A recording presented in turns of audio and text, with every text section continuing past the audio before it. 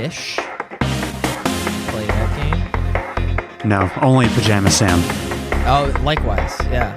Freddy Fish was for girls. And then Putt Putt was for fetuses.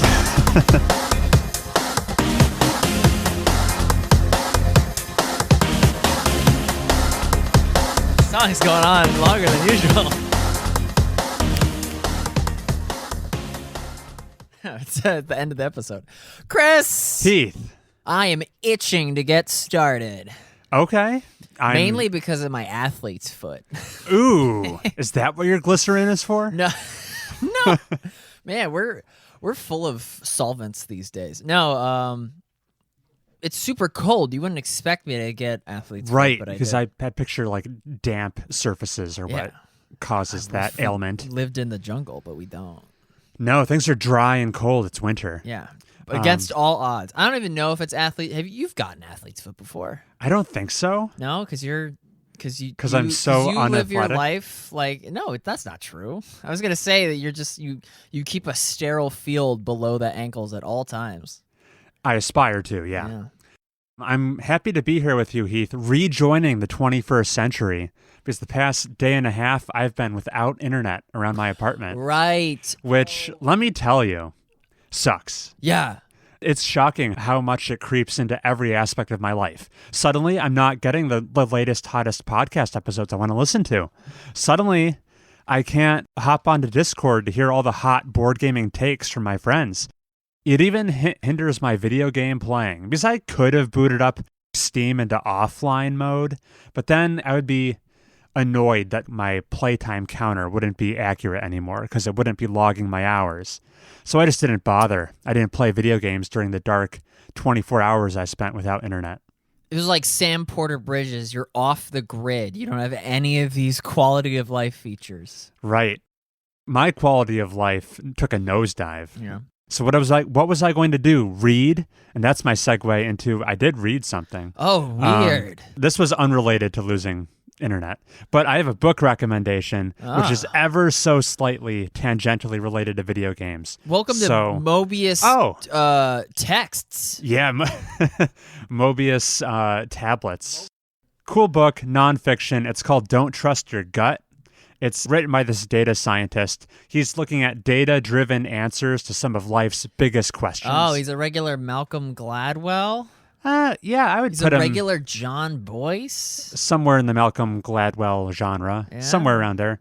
It's kind of self-help, kind of just interesting food for thought, but he's tackling questions such as, who should you date to be happy? The big titty goth GF. Yeah, the data backs that up. What decisions should a parent make to raise children successfully? How to make money? And then, less important things like how to live a satisfying and happy life. Had I not given all my money to Andrew Tate, I would pick myself up a copy. Okay. He needs the money as he's in prison or something. What was the most interesting fact from the book? Okay. As far as like correlation and causation of and while you think of it, I'm just gonna drop the famous one from Outliers where it's like, depending on when you're born decides whether or not your hockey player son or daughter is actually going to make it in the big leagues. Yes. That's from chapter 1 of Outliers. Yeah, that's as far as I read.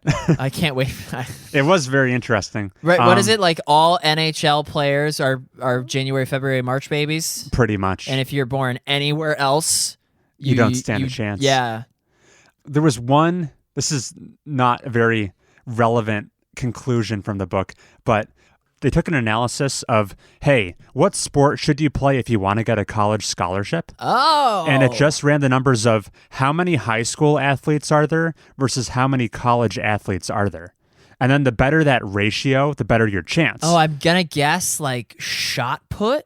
If you are a woman rower, you have a 50% chance of getting a college scholarship. That's so lucrative. Right? There's only twice as many high school athletes of women in that sport as there are college athletes. Oh my God. So you've got a 50% chance. And don't you look jacked if you're a rower?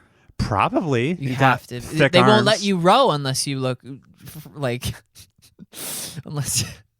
Yeah. So most sports, the ratio was far less favorable. But that was just, it was crazy to me. What's the least favorable is baseball.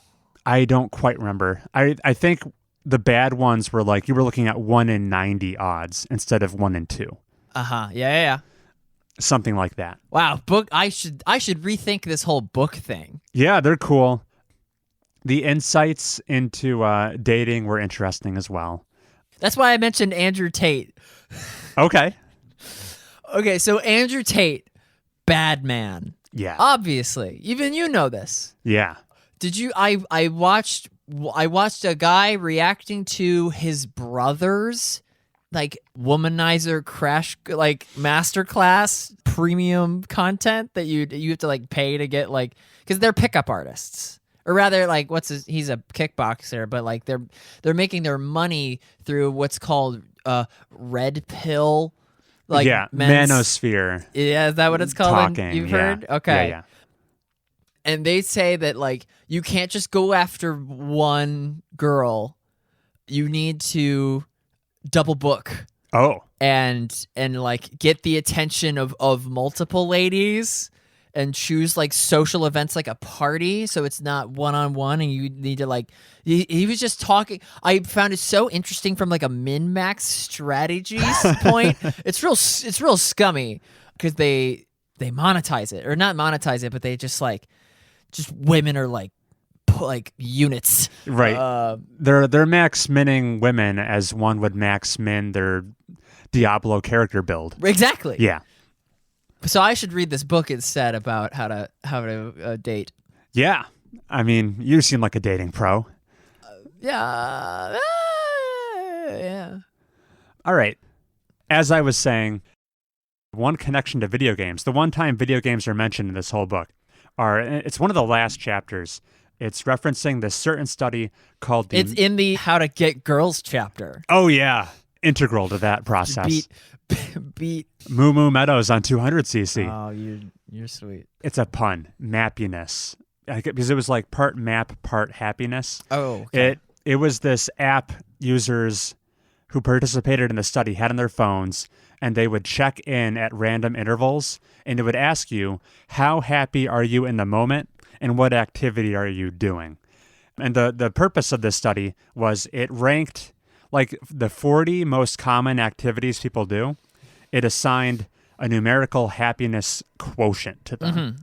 And as you might expect, one of those activities was video games, and that appears on the list. Lower than you might expect. No, because there's always opportunity cost guilt when playing video games. Could be a factor. So out of somewhere in this ranked number 1 to number 40, Heath, where would you hazard a guess where video games fell in the ranking? 1 to 40? What a weird it's linear, right? It's not the actual like quotient that they got assigned is not linear. There's like steep drop-offs and stuff. But just ranking them in order from what do you think people were the most happy to do? Of 40 activities. Of 40 activities. Where in the video ranking? games ranked. Oh, video games ranked like 27. You're pretty close. Yeah. A little better. They were number 22. 22. Yes. Alongside knitting and CBT. They were right above eating or snacking and right below watching TV or film. That's where they were sandwiched. They gave a happiness quotient of 2.39, which in a vacuum doesn't tell you very much. But I could tell you what the number 1 happiest activity was. I was going to guess. What's the What's the number 40? Doing your taxes? Yeah, take a guess. What do you think the two extremes were? Clipping your toenails? Okay, that's the downer. No, that's the max. The max happiness was friggin' kissing a girl. Yeah, it was sex. Okay. It was banging. That had a 14.2 gain in happiness relative to not doing the activity. 14.2 compared to video games 2.39. So video games are 1/7 as fun as banging. And then at the bottom was being sick in bed. Oh, okay. Yeah, just resting. Resting has its own distinction. Okay. Different from being sick in bed. But yeah, so I was going to say, just the segue is all these people reporting a mere 2.39 happiness points for video games. They clearly haven't been playing Metroid Dread like I have, because it would be way higher. Hey, yeah. Tell us about that quotient. Yeah, I will, as soon as I tell the listeners what show this is. It's Mobius Tubes. It's Mobius Tubes. 7 times as fun as playing games as listening to Heath and Chris. Because we're tied with sex. In more ways than one. Whoa. What? Make of that what you will, listener. Recorded on February 4th, 2023. Yep, it's episode 82. We're happy to be here. Yeah, I can hop into Metroid Dread. You should. I played and beat this video game for the Nintendo Switch. And this has kind of become a running gag for me. Every time I dip into a Metroidvania game, I always have way more fun than I was expecting to. I shouldn't be surprised at this point. Hollow Knight, loved it. Ori, loved it. Metroid Dread, loved it. So I guess I'm just I'm a Metroidvania fan. Let's do a quick. Metroidvania is a combination of Metroid and Castlevania. A portmanteau. And refers to traverse. So you go through the world and have to I'm going to say it. I'm going to use the B word, backtrack through previous areas with new gadgets that let you access closed off passageways and previously inaccessible heights. Precisely. And they're often 2D side-scrolling games. Yep. The only 3D Metroidvania game is Dark Souls. Heavy influence, for sure. There are 3D Metroid games in the Metroid Prime series. Oh, I couldn't beat that as a child. Oh, I never gotten hands-on with those. Yeah. It came with my GameCube. Oh, cool. But yeah, so this is my first Metroid game. My introduction to the series. And I guess... You know it's a girl? Samus, yeah. Wait, no, you played Smash Bros? Yeah, I know. But that was the big plot twist on the end of the first Metroid game. It was back in 1955. Exactly. Samus takes off her helmet and she's a girl. Gross. Whoa. I think you only got to see that scene if you beat the game fast enough or something. Yep. Hidden secret. Can confirm. Anyway, this is the newest entry in the long-running progenitor of this genre of game. Metroid. It's the first Metroid game in like a decade. More than that. I think there was a 19-year gap between 2D Metroid games. Yeah. Until Dread came out, the one I played, released in 2021. I played it on the Switch. It was the best Switch game of 2021. Probably, although that might not be saying very much. I think it was a light year for Nintendo exclusives. I'm getting ahead of myself. I loved this game, and there were some surprises playing it. First of all, I needed to learn Metroid's language because there were some just design conventions that threw me for a loop for a little while and got in the way of my enjoyment until I learned to meet it on its own level. I got way too... if the audio listener could have seen my face when you said it, I thought there was like a language puzzle. No. I thought like Echoes of the Eye, Outer Wilds, you can learn what the owl guys are actually saying. Right. No, didn't mean to give you that hype. There's very few spoken words in this game. What I'm getting at with I needed to learn its language, what Metroid commonly does is you're navigating the labyrinth underground that you traverse through, going from room to room. Where does Metroid Dread take place? On this planet Samus crashes onto. Perfect. Good enough. And you obviously see there's an exit in the top right corner. There's an exit in the bottom left corner. I wonder which direction I want to go. But then always go left. If you're cool, you go left. Yeah. That was a plot point in Ready Player One. Did you remember that movie? I remember the movie. I didn't actually see it. Okay. Yeah. It's a book too. Oh man, we're full of books. We're full of very literary episode. Yeah. I'm so used to Metroidvania games giving me, okay, there's this path to go down, there's this path to go down. Metroid Dread, you have to put in some work, actually. You will approach what seems like a dead end, and then you've got to shoot your rockets at like innocuous parts of the cave you're in, and it will reveal these blocks that then disintegrate, and you open a new path that was hidden in plain sight. Uh-huh.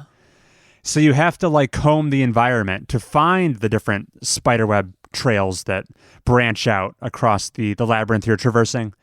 I wasn't used to that. Very early on, my video game literacy was getting in the way of me progressing in the game. I took an elevator shaft to what would be like area number 2 of the game, the hot lava world. And I arrived on my elevator journey. I walked into the first room, and oh no, Samus is taking some damage. That's too hot in here.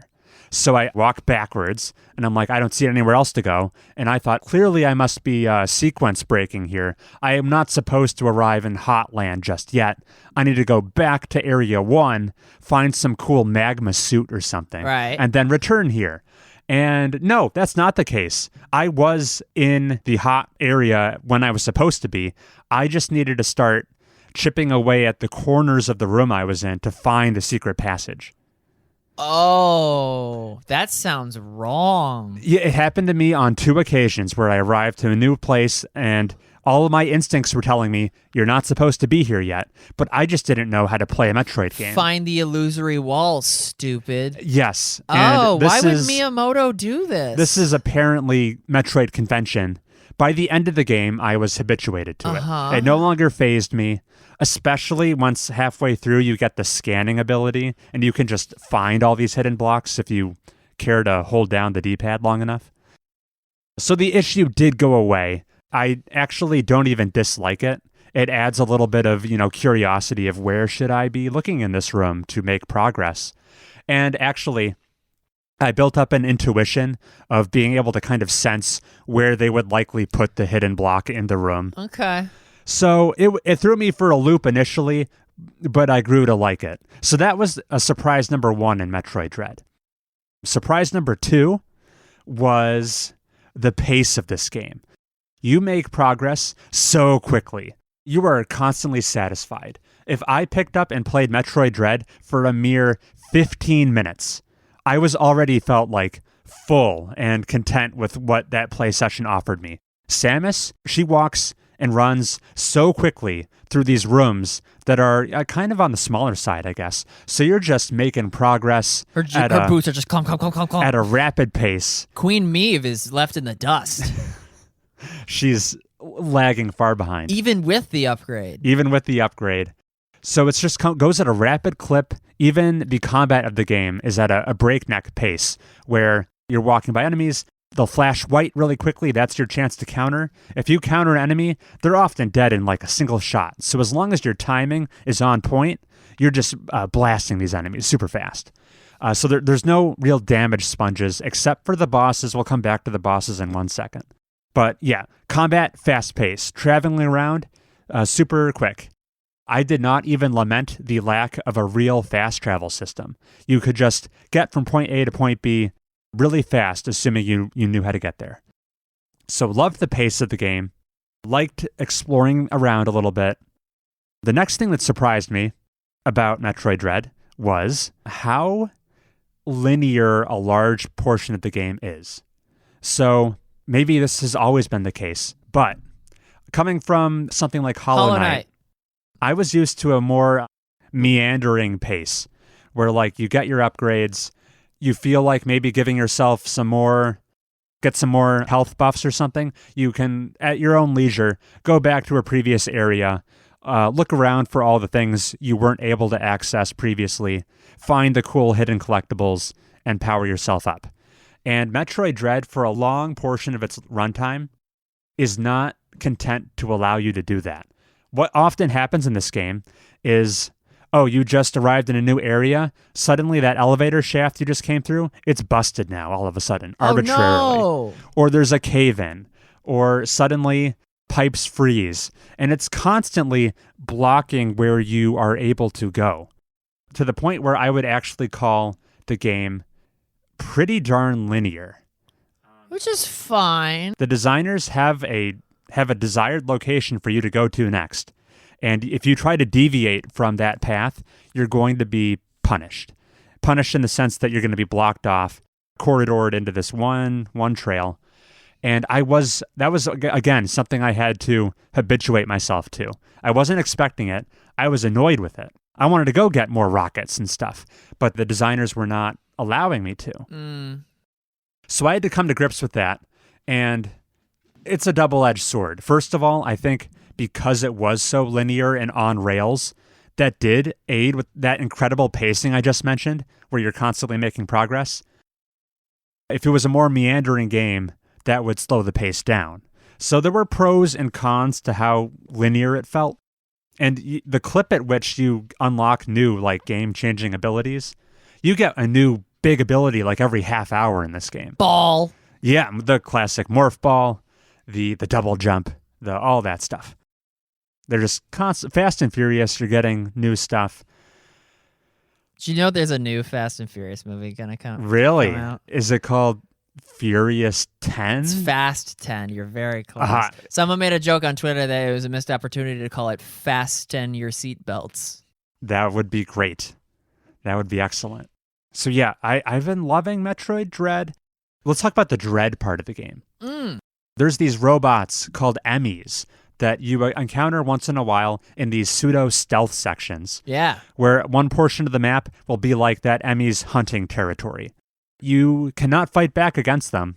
If they find you, they will start chasing you down, and it's just up to you to run away.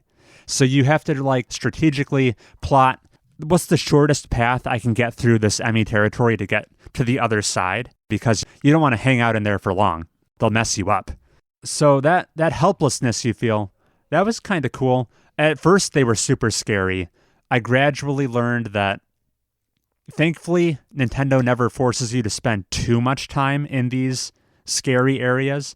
It's only like, I don't know, a minute tops. They got big fat vision cones. They do have vision cones that are spelled out for you on the screen that you want to stay out of. There is the pseudo-stealth part is you have a cloaking ability that's on a timer. So for a limited window, you can hide from these guys. And then you get the cathartic release of when you finally find like the central power unit that you find in their territory and break open and charge yourself up. You can then dispatch the Emmy, which then it feels so good to suddenly this huge section of the map that was like the danger zone. As soon as you finish off the Emmy, it's now perfectly safe for you to walk through leisurely. Yeah. And that's a nice reward. You fight like 7 of them throughout the game or something. And it was a cool change of pace. For a very brief amount of time, you're like on the run. The hunter has become the hunted. And I liked it. So yeah, nothing really analogous in other Metroidvanias to that. That's this game's gimmick. That's the titular dread that the title alludes to. So I dug the Emmys. I like the pace of the game. And finally, let's just talk about the game's bosses. Can I play co-op with you as like a mother brain? There is no co-op, I'm afraid. Darn. This game's bosses are cool. I would say they are like 40% boss, 60% puzzle. Because the most potent weapon at your disposal is actually knowledge. These are like super video gamey in the traditional sense bosses where they follow this like super rigid attack pattern structure, and you learn the sequence.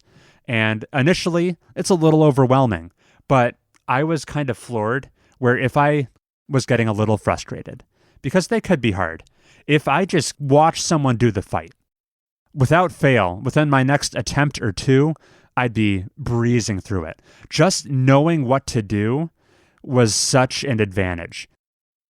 Yeah, what I'm trying to get at it here is the actual raw reflexes you need to execute successfully to beat the boss, kind of minimal once you know what to do. For example, the second boss, this big dragon guy. Yeah. Wait, did you just call Ridley the big dragon guy? No, Ridley's not in this game. Okay. He's this big green dragon. His name's like... It's Ridley's cousin. Crag or something. Crogley. He's throwing all sorts of projectiles at you, but if you have the secret sauce in your head, you can kind of just stand in one spot. Yeah. And it is provided you shoot projectiles that are coming at you at this 45-degree angle, everything else is going to miss you. So if you see through the matrix in these bosses, the actual raw reflex input you need to provide is actually like a pretty low threshold. Yeah. It's just you need to figure out the pattern and then follow through. So I liked figuring out the quote-unquote secret to all the bosses, with the exception of the final boss. Final boss was actually hard, does take some reflexes. I had to get good to beat that guy. It took a couple dozen attempts. I actually really enjoyed the process of improving against him, where like by the end when I did beat him, it's a classic boss with like 3 phases. Phase 1, I was perfect running it. It was great. It was such a power fantasy, just kicking the crap out of him in phase 1. And then things got dicey in phase 2. But feeling myself get better was satisfying against that last boss. And there was actually, I said the game is on rails and very linear for most of its runtime. At the very end, when I was trying and struggling to beat the last boss of Metroid Dread, that's when I said, okay, I need an advantage in my court. Maybe I will try to backtrack and look for upgrades now that I've kind of reached the end of the game.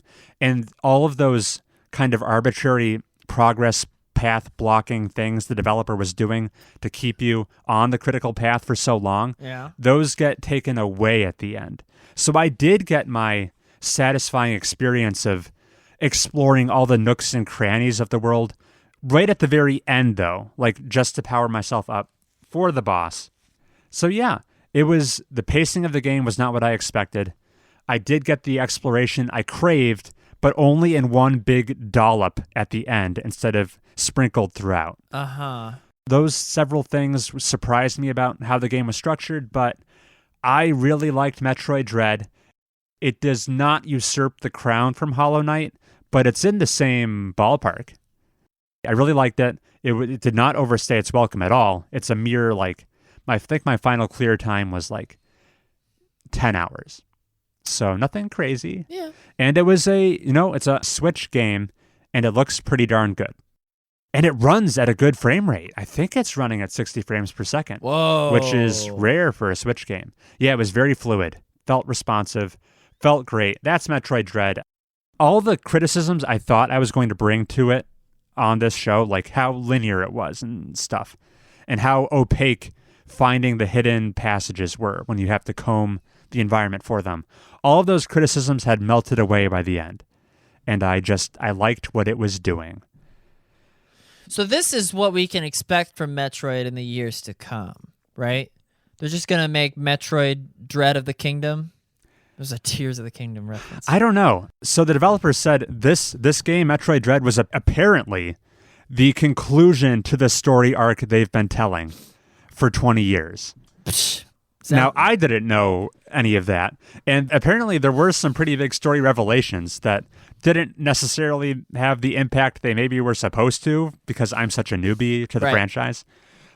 You and everybody. I won't spoil things, but you learn shocking revelations about Samus and her legacy. Okay. She's a bounty hunter. She is a bounty hunter. She's also wordless in this game. I don't think she speaks, but whoever the animation team was, hats off to you. Her body language conveys so much. She's got some swagger to her. The way she dispatches at one boss in particular, where she's just charging up her big energy shot, but she's doing it so lackadaisically. She oozes confidence, and I got a strong sense of her character, despite the fact that she might as well have been mute, for all I knew. Great animation. And that's all I have to say about Metroid Dread. Let's move on. Moving on to a game that I also got to credits. Hey. I finished Stray. Oh, yeah. Hey. And I need to amend our top 10. Okay. This is pretty good. Gotcha. What did I give it? I gave it an 8? I'm not sure you even mentioned it, really. Oh, that's right. This is famously the game you played some of without talking about it at all on the podcast. Right. This is really the first time we're mentioning Stray. Okay. Okay. So tell us about Stray. So Stray is futuristic. Humans didn't see a single one the whole game. It's all cat and robot, and the robot androids living in their little ghettos. Right, because you fall deep underground. Oh, yeah. You fall forever. Okay. But cats land on their feet, so it's fine. Yeah. Well, heck, dude. Talk about animations in this game. Freaking Bailey sitting on the couch, seeing the cat limp. Ooh. Waterworks. She was just like, no, how could you do this? And I'm like, I'm playing the game. Stray, just as linear as Metroid Dread. You're playing as a cat, and there's little characters to get to know. It's very like item heavy quests. Fetch this for that. You can bring a battery to this robot to power him back up. And I was just trying to play it like a movie. Okay. And just so that Bailey could see what was going on. And anytime some of the enemies started grabbing onto me and sucking my cat body, yeah, you could hear there's an audible from Bailey, just like, get good, scrub. Don't kill this cat in front of me, because she loves cats. Who wouldn't? Yeah, who wouldn't? So I think my most biggest surprise was I thought that the first world was all there was to it. Okay. I thought it was just this cat that's like fetching gears and pieces and parts so that the poor robots could repair their radio and hear like a instructional frequency or whatever. But little did I know, you go to like a whole robot city. Ooh. With like cop bots. Okay. Chasing down criminal bots. There's world building here. And I was like, what? Yeah, it was crazy. I thought it was just, look at these boho robos just like burning sage and talking about their USB ports. But Stray opens up, and there were small little things that I didn't do. But we were infiltrating a factory to acquire just like a nuclear core, and a big battery. And one of the employees is like, "Help, I can't find my badge. I dropped it down there." And there was like some platforming down there, and I was like, "Oh, I'm going to help you." Meow. There's a meow button. Yeah, got to be. I would press, and then the cats watching would reciprocate. But You're not the only cat. What are you talking about? No, my physical cats. Oh, the cats IRL would reciprocate. Yeah. Oh, okay. I would meow in the game, and they would meow, and then Bay would meow. That's funny. That's the whole point of the game. It's just one big animal party. So, yeah, Bailey at the very end shed a tear. It's pretty sad at the end of Stray. It's set up some more. Okay. Sequel potential. Yeah, kind of sequel, just kind of like a happy ending kind of teaser. And I would recommend Stray. I don't think it was Game of the Year potential. Indie Game of the Year last year, apparently. I mean, hats off, I guess. It's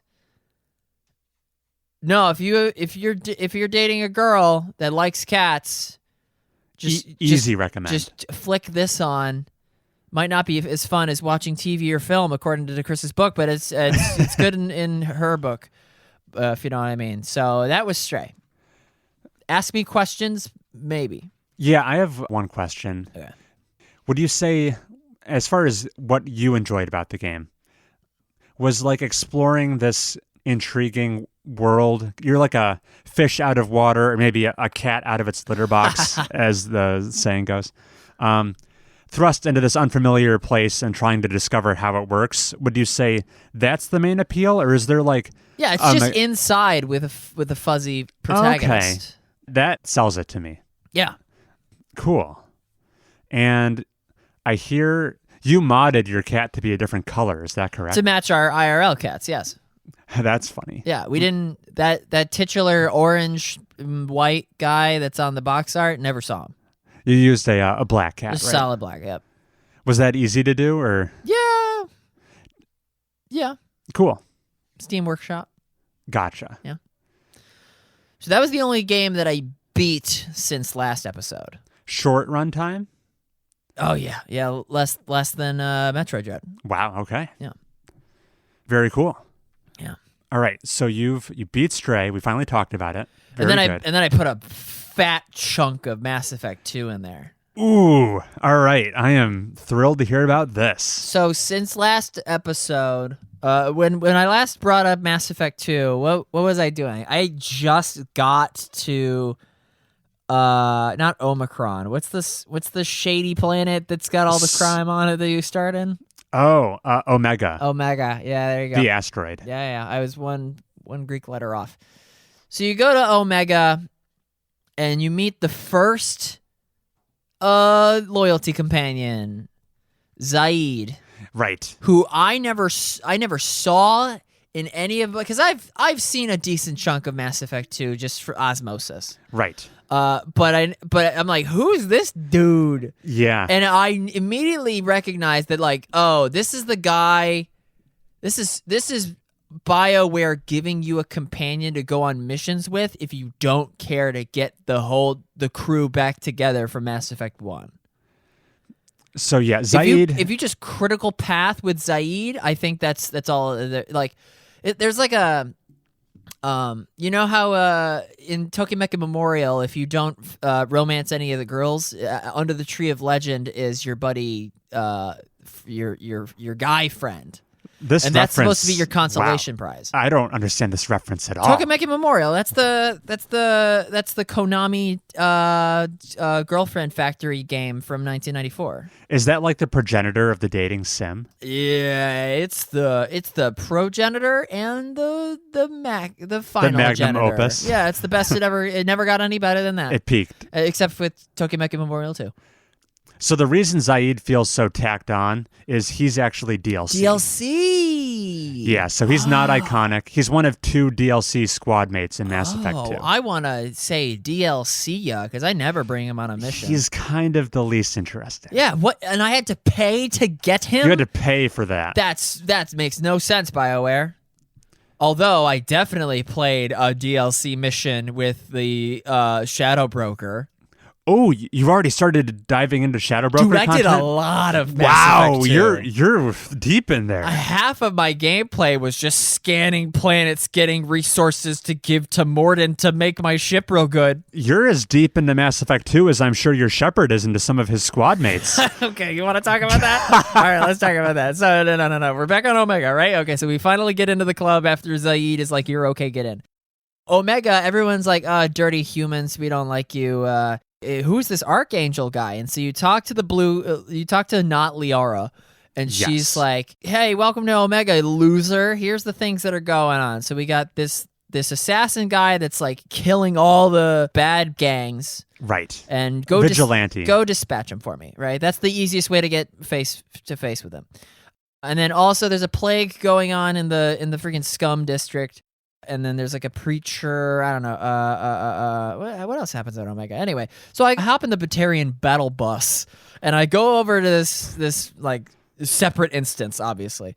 And I say, hey, I'm here to kill Archangel. And the Batarian captain is like, thank God. I mean, we've been just throwing voluntary mercenaries at this guy for like 6 weeks. It's ridiculous. It's great. They've assembled an army to take out one man. And it's like, hey, maybe, just distract him so that Squad B can come up the rear and take him out finally. And then, like, I get a little flashing red mouse icon on the bottom right of my screen as he turns around.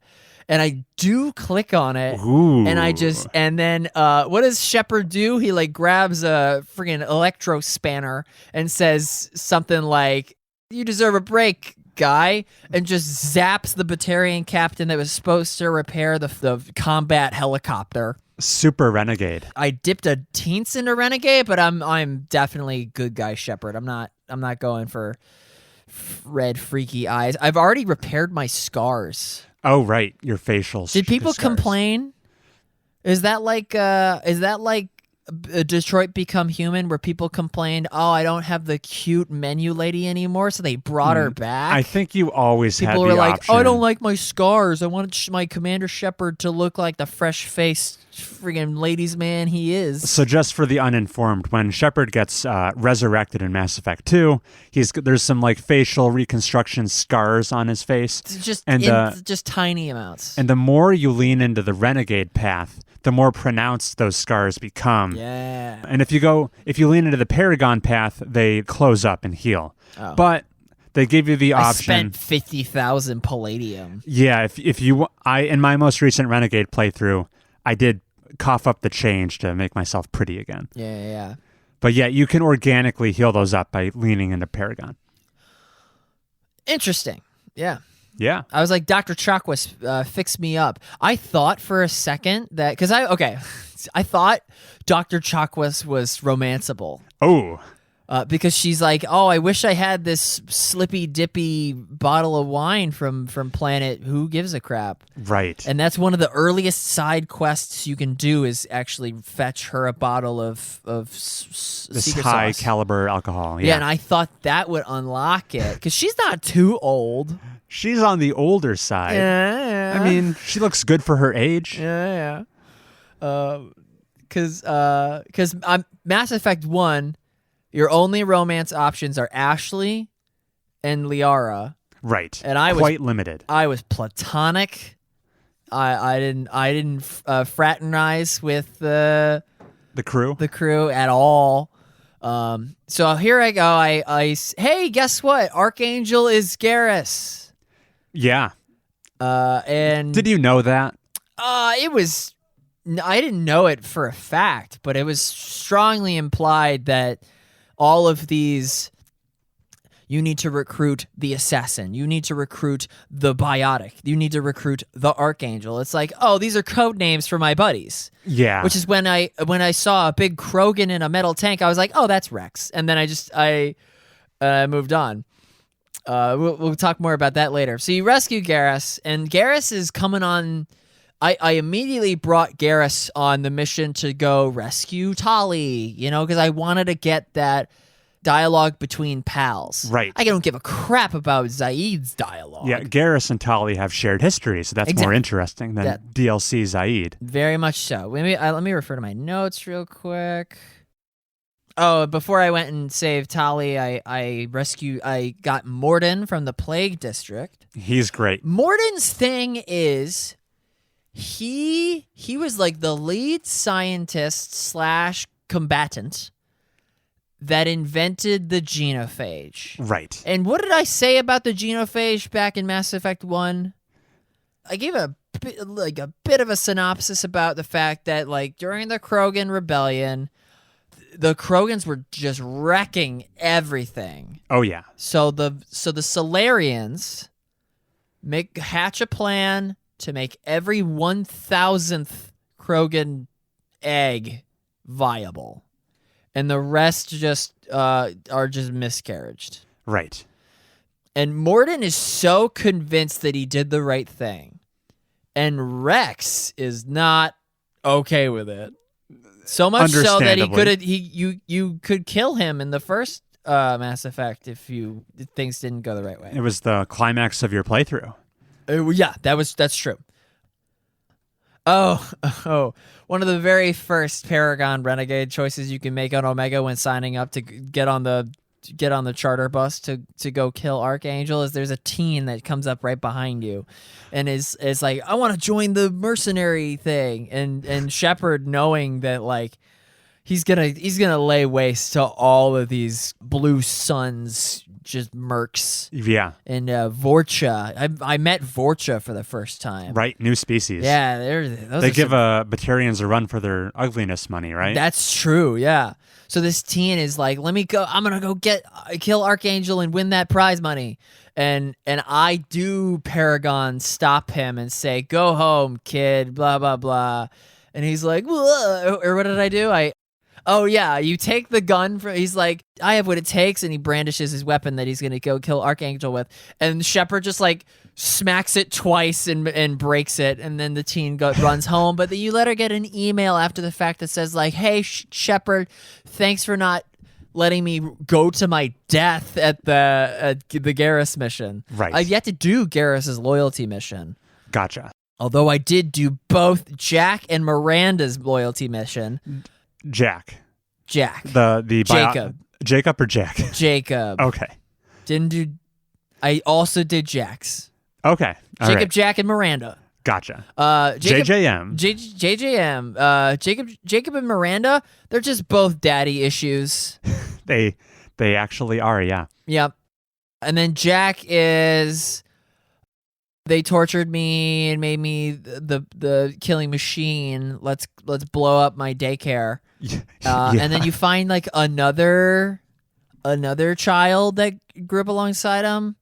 And I didn't give his plea a second. Like, no, let's rebuild the program that turned Jack into a freak. I immediately changed her outfit, by the way. I don't know what BioWare was doing with she's a romance option in two ways. You can go Renegade or Paragon with her. Interesting. So that romance could play out differently. Yeah. Okay, I didn't know that. No, you wouldn't. No, I really wouldn't. No. I'm also not bringing Jack on missions because I just don't like looking at her. Maybe like that was all the rage back in 2010. But she's a polarizing character, that's for sure. Mm-hmm. Okay, so let's talk about callbacks to Mass Effect 1. Freaking Your favorite. Morden name dropping Kirahi, the hold the line guy. You hold the line guy on Vermeer. He's great. Yeah, what a shout out. I didn't think about Vermeer as the big life-changing event, but Mass Effect 2 retroactively makes it like a really top, like a fonder memory where Morden's like, you met Kirahi, and then friggin' Reyna Thanoptis returns, the scientist from Vermeer. Oh, okay. Who's helping Okir build the best Krogan ever. I see. And she's like, you let me go.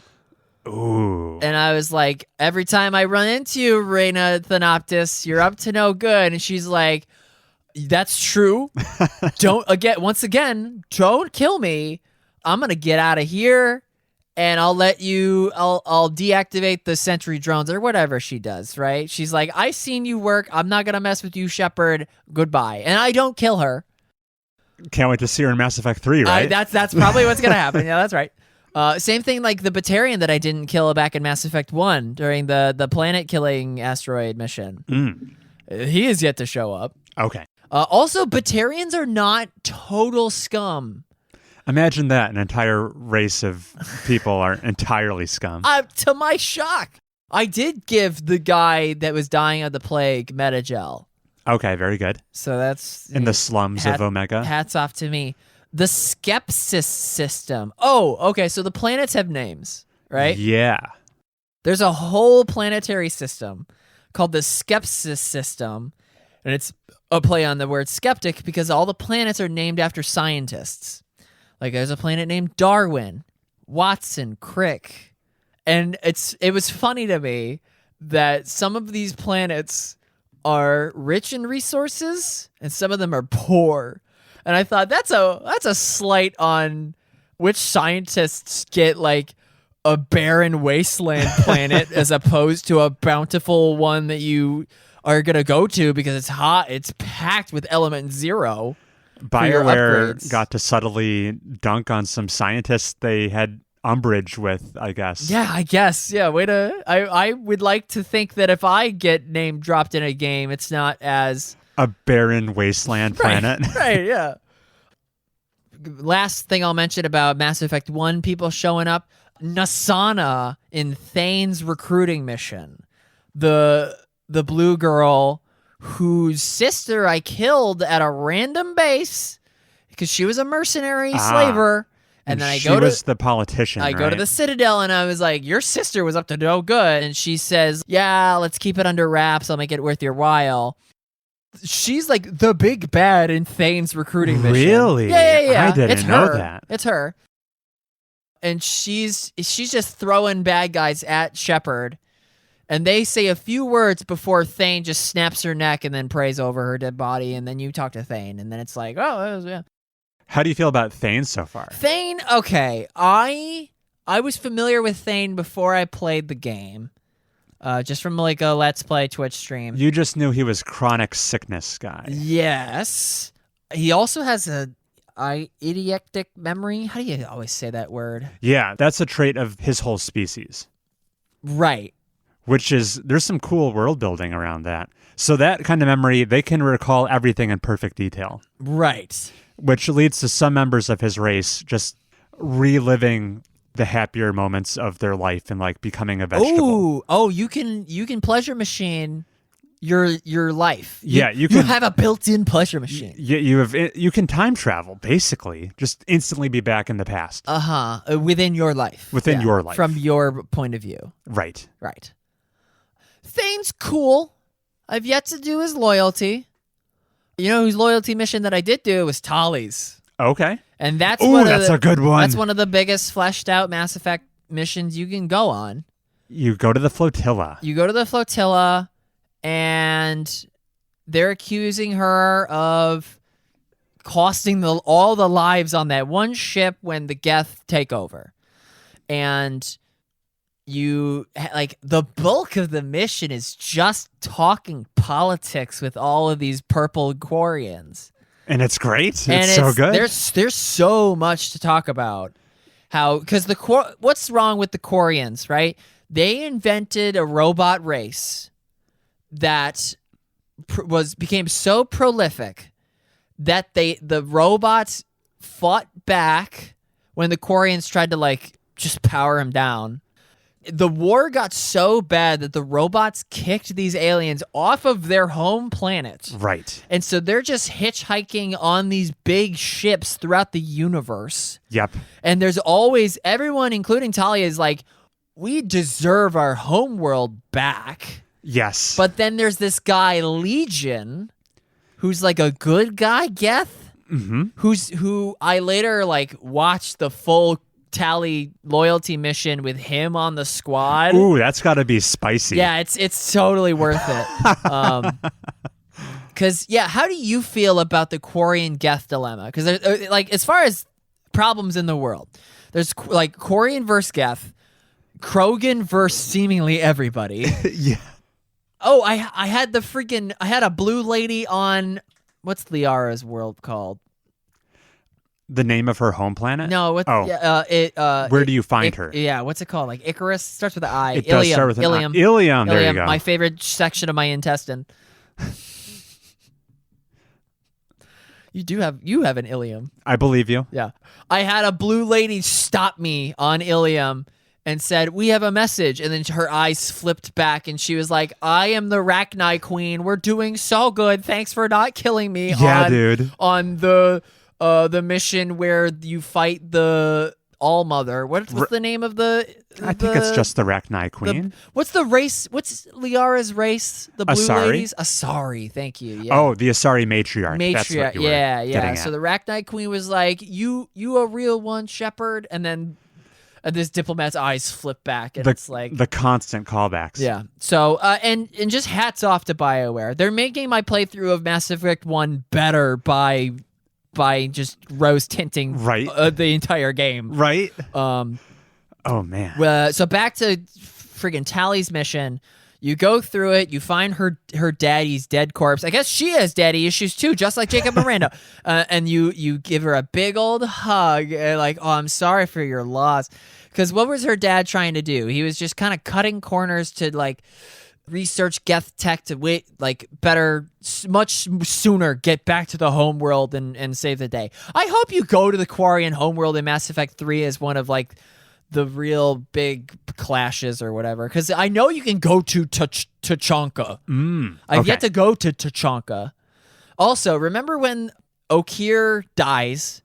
And the Krogan? Yeah, the Krogan. And he has a voice memo on his iPhone that says, "Take my project. It is my life's work. The perfect Krogan. It's so perfect." And I'm like, yeah, that's just Rex. And then you put the big tube with the Krogan in it in the cargo bay of the Normandy. Yeah. And then it's like, Edie, deactivate his life systems so he just flops on out. And what does it say? It is forbidden for the Normandy to do that. Subsection 3 of the council code. And so I'm like, oh. So I turn back around and like do some more shit on Omega. Okay. But then I'm like, no, but that's Rex. I'm missing pivotal dialogue. So I hit the button and then it's like a different Krogan. Yeah, it's not Rex. His name's Grunt. Right. Shepard. Good impression. Yeah. Well, that's not I'm just parodying Pat Stares At. But he's like a Krogan child. He's a test tube baby. Yes. And I know that he comes back in Mass Effect 3 if you don't kill him in the suicide mission. Oh man. And he goes through like he's like baby Groot going through adolescence in Mass Effect 3. Yes. Yeah, and that's adorable. So I was happy for that. But I'm not bringing Grunt to like every mission. Who are your go-to squad mates? Well, let's get back to Tali. So Tali's innocence is she's acquitted of all charges after you find out that her dad was responsible for like turning on some geth and costing all the lives on that one ship. And as much as that mission wishes it was a Phoenix Wright Ace Attorney thing, both of you just kind of choose blue dialogue, red dialogue, and it kind of fixes itself a little bit. I kind of wish they leaned into more. I wish there was like a proto LA Noire, gather some clues and like cross-examine. If you made Mass Effect Noir, ME Noir with the LA engine, yeah. First of all, you wouldn't be able to tell if the Quarians were telling the truth, doubt, or lying because they got that blue helmet on, purple helmet. But yeah, so Tali's like, thank you so much for being my lawyer during the trial. I owe you thank you, Shepard. I don't know how to repay you. And it's like, oh, you're always welcome on my ship, Tali Voss Normandy. And she's like, let's get out of here. Although it was fun watching you shout, like, oh! So immediately I go, Tali's the one. So yeah. So Tali is okay, right? And it made Tali. Okay, the writers of Mass Effect, what do? They really in Mass Effect 1. Did you do both romance options? I've seen both, yes. You've seen both. Ashley has so much dialogue. That's her name, Ashley? Yeah, Ashley. Yeah. Ashley Williams. Yeah, Ashley Williams. Her character is a book. Talk about books. I read one. It's called Mass Effect 2. You're not wrong. There's so much. And what's that one collector mission where you run into Ashley and she's like, we moved on, and I was like, oh, this would be really problematic if you had a romance with her. Right, but you were platonic, so not as big a deal. So it's not a huge deal, but so Ashley just fucks off onto Mass Effect 3. I know this much. Also, I intend to like use the makeup mod. The makeup mod. You know how they tried to turn her into a doll in Mass Effect 3. A bit, with long hair and just big old slimy lips. I see. I'm going to do the mod that tries to bring her back to Mass Effect 1's look. Gotcha. Because I think that's just like the better way it should be. More authentic. Yeah. I didn't know such a mod was out there, but it's not terribly surprising. So, and then freaking Liara shows up. I know the game wants me to be with Liara. In Mass Effect 1. Shepard's canonical girlfriend is Bloobs. But I don't... What did you say?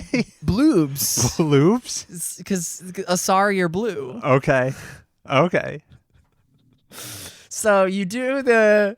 What's the Shadow Broker mission? You're on Lair of the Shadow You're Broker. on Ilium, and you go to her apartment, and she's not there. The apartment's been broken into. There's tampering. It's foul play involved. Oh, thank God there's this Spectre here. Oh, we can trust this Spectre. Let's gather all this evidence. Oh, she wants me to meet her at the Amazon's headquarters back on Ilium. Oh my God, a bomb blows up. What? they were trying to kill Liara inside Amazon's HQ. So you go to the 3rd floor, and guess who's there? It's Liara. Oh my god, it was a setup. The Spectre planted the bomb trying to kill Liara because the Spectre works for the Shadow Broker. That's like a cop being a dirty cop. Super dirty. Yeah. So the Spectre friggin' hops in her motor speeder and you car chase it. And I was kind of blown away by the car chase. I was like, wow, this is a departure. Right. Just a throwaway segment that And they it's built. totally I heard in the back of my mind cue the harp and the really reverb voice of Chris Ullman saying they wanted to do a Star Wars game, but they couldn't get the license, so they just created their own universe because that car chase is straight up Coruscant from episode 2. Now this is pod racing. Yeah. Well, the pod racing was Yeah. from episode 1. I know.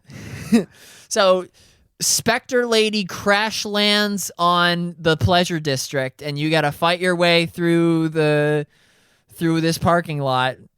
And you kill her and get the coordinates to the Shadow Broker's battleship.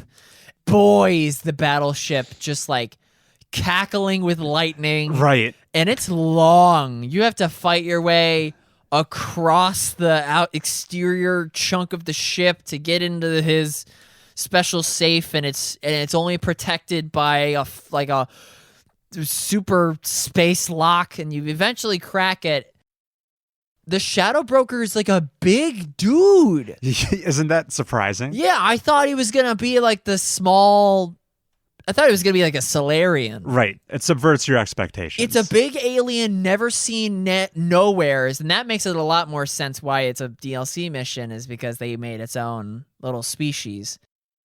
And I love the touch that Liara calls him out, and it's like, you were a prize trophy of the OG Shadow Broker until you killed him and took over his contacts. Because it's so easy to do since no one knows who the Shadow Broker is. Yeah. It's just a title. Right. And this big red freak beast monster goes from being like arms crossed alpha to and then immediately just you have to fist fight him if you're that class of space shepherd. Okay. But I wasn't. I'm gun shepherd. Yeah. And boy, do I regret that combat specialization at times.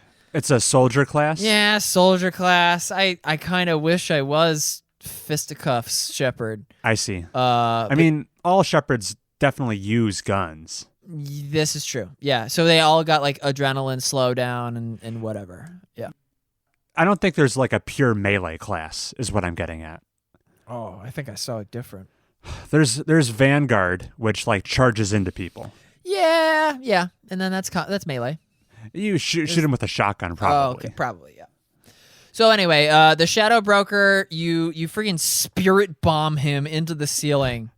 And then as soon as he dies, all of these agents in the field are like, Shadow Broker, we lost Wi-Fi. Report. Come in, Shadow Broker. That was me yesterday. We're about... that was very good. We're about to complete Operation Eagle Strike, ready to give the word. And then, of course, Liara turns on the voice changer and goes, "This is the Shadow Broker. Stand by. We lost. There was like a supernova that cost us a brief communication interruption. Hey, can all of you give me like a PowerPoint presentation on all the crimes across the galaxy by end of day tomorrow? Thanks. Bye. The Shadow Broker out."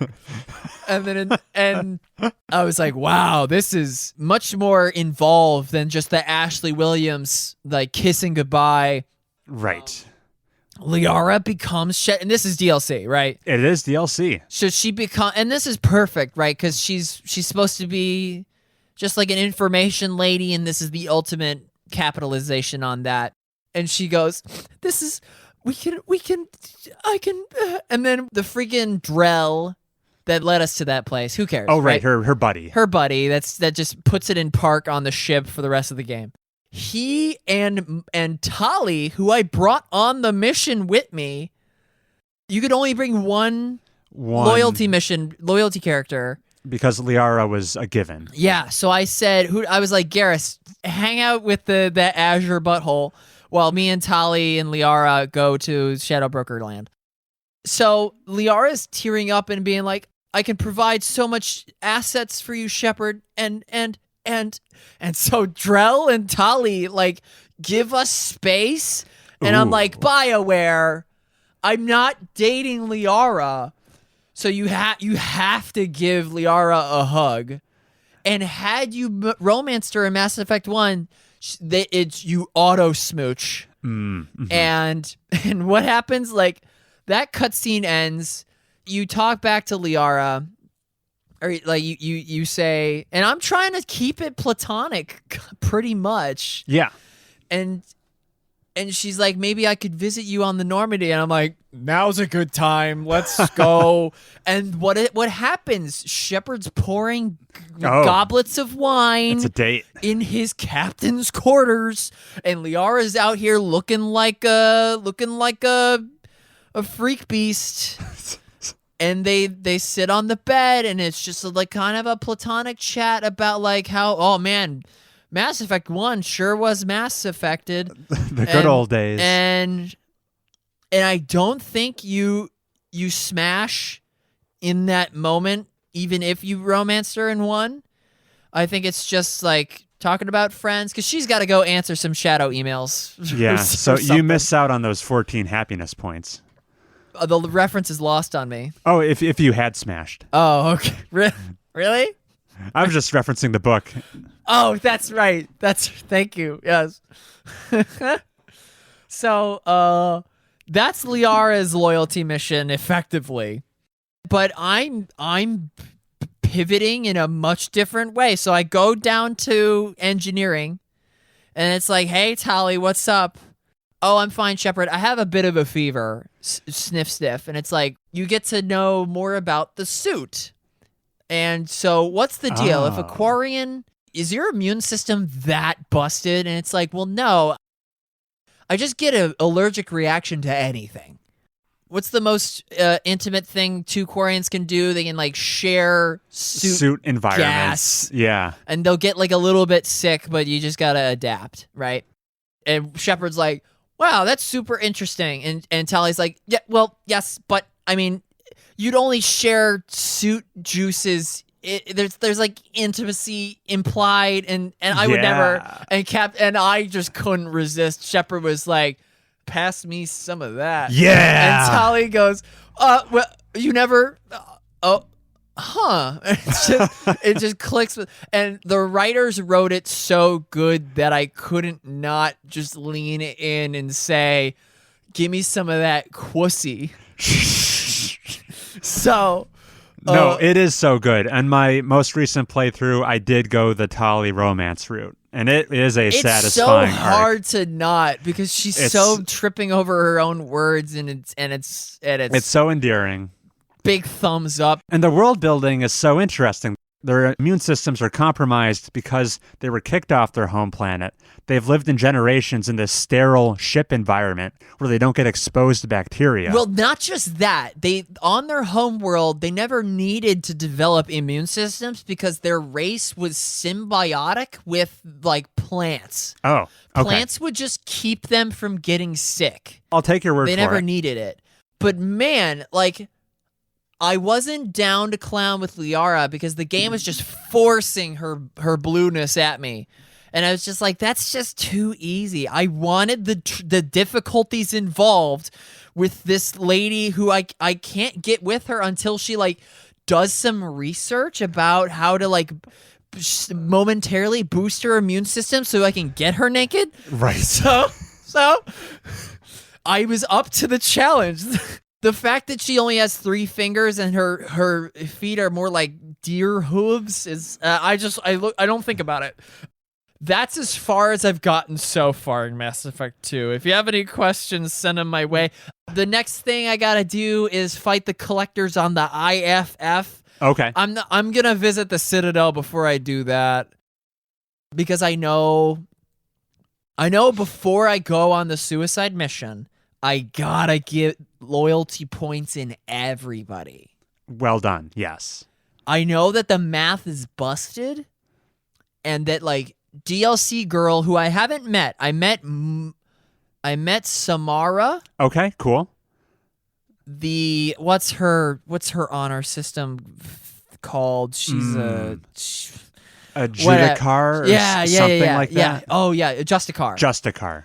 Where if she witnesses a crime, she has to kill you. Honor bound, dude. If she doesn't kill you or she lets it slide, she must then kill herself out of honor. It's quite extreme. And I know you can romance her, but I'm not gonna. And so that's my Mass Effect so far. It's just been scanning every planet in every system I can possibly see. Have you probed Uranus? Because you can do that. I've not seen. I've never. I think there's some special dialogue when you do. That's funny. I'm looking forward to it. I'll end it there because I know that you're dying to take a break, but no, that was phenomenal, Heath. Yeah. Oh my gosh, I enjoyed that so much. So yeah, Mass Effect 2, top 3 video game for me. I love it. This was everything I hoped for. It seems like you didn't even, that was purely story. How do you like the gunplay, I guess? Oh, the gunplay is kind of frustrating. Even compared to Mass Effect 1? I think maybe I've just played more Mass Effect 1. Or maybe Legendary version of 1 is not as egregious. Right. No, I hate running out of ammo and having to switch to a different weapon. I kind of liked if I had active reloads on the cooldown weapons, I think I would have just stuck with it. Got it. Also, I have no idea how to change my loadout. Oh, okay. It's actually more obfuscated than 1. Interesting. That shocks me considering how infamous Mass Effect 1's menus are. I don't know. I think I got used to 1. All right. Yeah. All right, I'm going to scarf down this protein bar. Yeah, you're dying.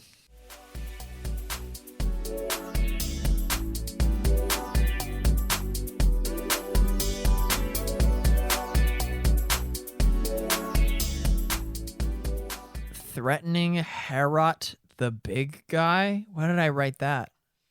Who's Herat? Oh, he's an Elcor merchant. That, because on Omega, they're like indentured servitude all the way. But me being Paragon Shepherd, I have to be like, no, people shouldn't be slaves. Or maybe it's on Ilium, right? What's the thing on Ilium where it's like, this Quarian agreed to be in a labor contract. And I'm like, this is just slavery. And so you had to like sweet talk that Asari to get her contract approved, and that's like the way that you fight slavery in space. So this Elcor merchant is forcing this other guy, this other guy can't leave Omega until he pays off his debts or something. And so he's an Elcor, right? So Elcor talk like exuberant, welcome to my shop, please browse my wares. And then Shepard goes, I don't take too kindly to people that predatory lending, blah, blah, blah. And you can threaten him. And then the Elcor goes like, scared for his life, please don't hurt me, Shepard. I'll give you a discount in addition. The Elcor are never not great when they appear. Yeah, it's so funny. I think he has a cigarette in his mouth. Oh yeah, he definitely does. Yeah. It's so quirky. Goofy. Yeah, there's so many fun characters in Mass Effect 2. What about that Volus that like thought he was invincible and was gonna go after the Asari? He thought he was like a biotic god or something. Yeah, because he's been huffing the red mist on that one planet. Yeah. No, Mass Effect 2 is, if you stop and smell the space roses, you're going to have a great time. It's so good. Yeah. All right. Here's the shortest update ever. So I did finish Halo Infinite's campaign.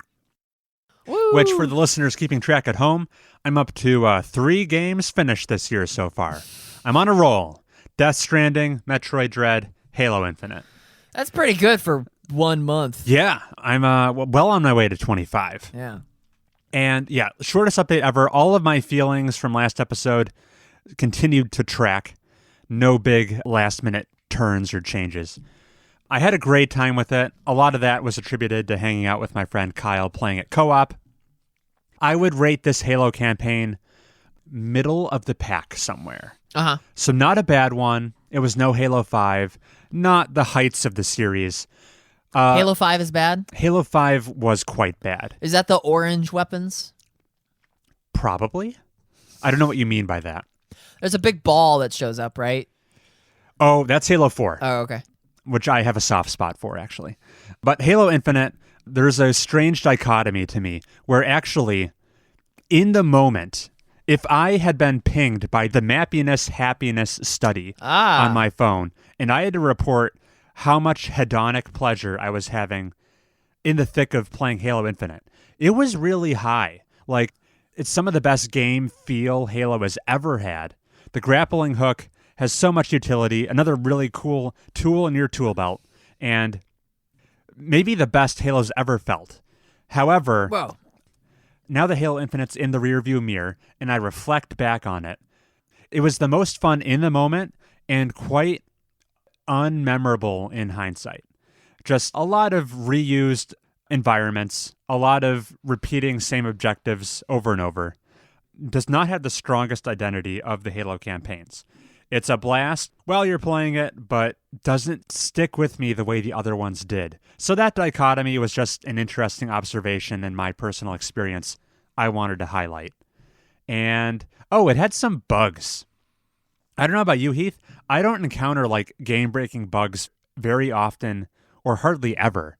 But Kyle and I had to like hard reset some progress. We lost a chunk of progress. We lost a particularly demoralizing section of progress because like a hard light bridge wouldn't spawn to let us walk across a chasm. Uh-huh. We had to reload, and we had to repeat this dual hunter fight in this enclosed space towards the end of the game that really put us through the ringer. This fight was a fight we probably spent like 45 minutes trying to beat these two guys. Finally, we won, and then we had to repeat it because of a glitch and lost progress. Uh-huh. It was rough. That was a sour moment at the end of the campaign, which I'm still slightly salty about. And last but not least, Halo does bosses real bad. Halo bosses are, why bother? Oh. There's Talk about yeah. Metroid Dread's got MEs. Halo Infinite's got MEHs. MEHs? Meh. Oh, I like it. You've got to fight this one brute who's wielding a big gravity hammer in this really enclosed space, and he can lunge like the length of 2 rooms to come get you. It's a crazy fight. I don't know how anyone completed that solo by themselves. I had a partner to try to do it, but it was still just peak frustration. Halo bosses, 343 Industries, I know you just suffered massive layoffs. Anyone who's still working on this game, you can save some time by just not implementing bosses. Hopefully everyone who was fired was the boss department. Team, yeah. Those guys needed to get axed. I feel bad, though. Sorry about you folks who lost your job. Yeah, that's it. Sorry, I don't mean to be too negative on Halo Infinite. I had a great time, and I certainly recommend it to Halo fans. That's everything I've been playing, and that's everything you've been playing. Yep. Real quick in the news. Sure. Rumbleverse is going offline.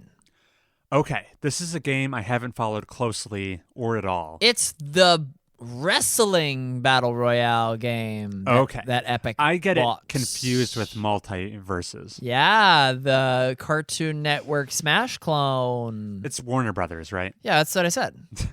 Okay. Scooby-Doo. So are you going to pour one out for Rumbleverse fans? I mean, I never bothered to install it.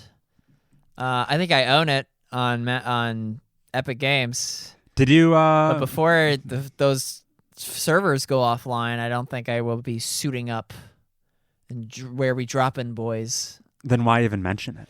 Because it's like It was like like I don't know, just I'll never be able to play it again. The FOMO.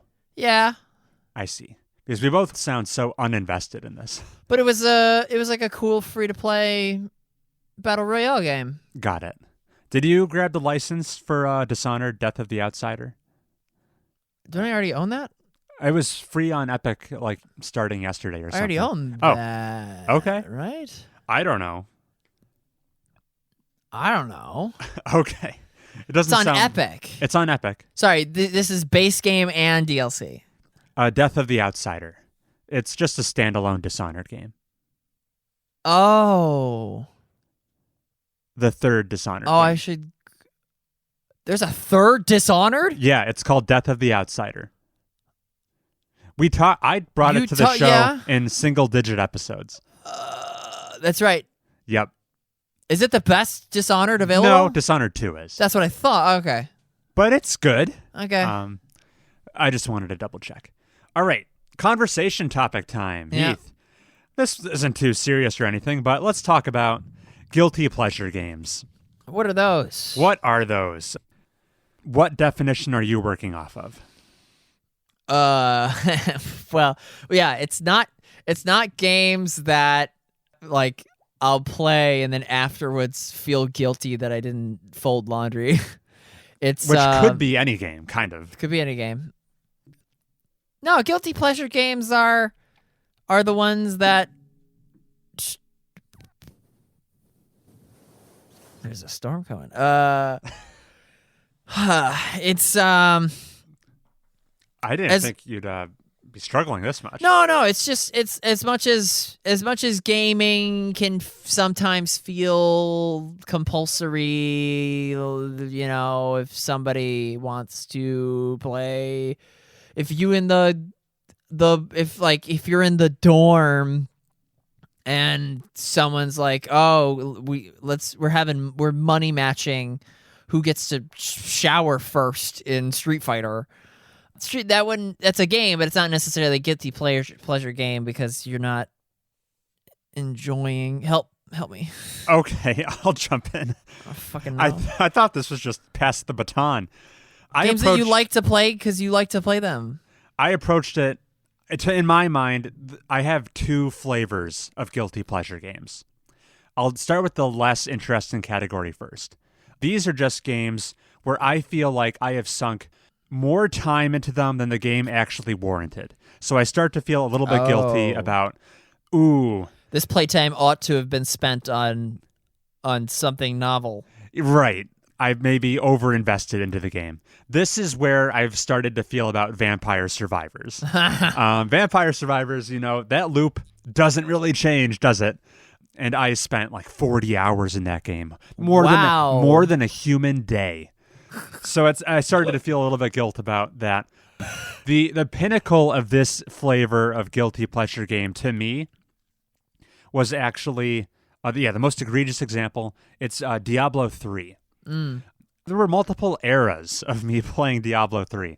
I remember it as a college freshman in my dorm, just chipping away at that game on my Xbox at the time. It was when the Reaper of Souls expansion came out, which reinvigorated the game, and I jumped in, and it is... You need to pay so little attention to Diablo 3. It's just... You lay waste... It's like an auto chess? You lay waste to all these... It's in a very Vampire Survivors way. You kill so many demons. They drop the loot. Isn't there permadeath? You can enable permadeath. It's not on by default. Uh-huh. You get that dopamine hit of dropping the better and better loot. You have the loot loop that's constantly going. It's like a feedback loop. It just propels you to keep playing. You don't even need to really consider the stats of what cool new axe you're equipping. The game is just streamlined. Oh, this item has big green arrows on it. That means it's probably better. So you don't need to even dive into like this is 15% better in this way. What are the trade-offs? No, you by and large know if the thing that just dropped should just be auto-equipped right away. So it's not even taxing you mentally in that way. It's such a... it puts you in such a vegetable state, which is why I feel guilty that I invested over 120 hours into Diablo 3. Now, as is the case with games in this guilty pleasure category for me, it became a podcast game. It became the productivity. Yeah, the most. This is my favorite. Diablo 3 is my favorite podcast game. Just the sheer quantity of other content I've consumed while playing Diablo 3, probably pretty staggering.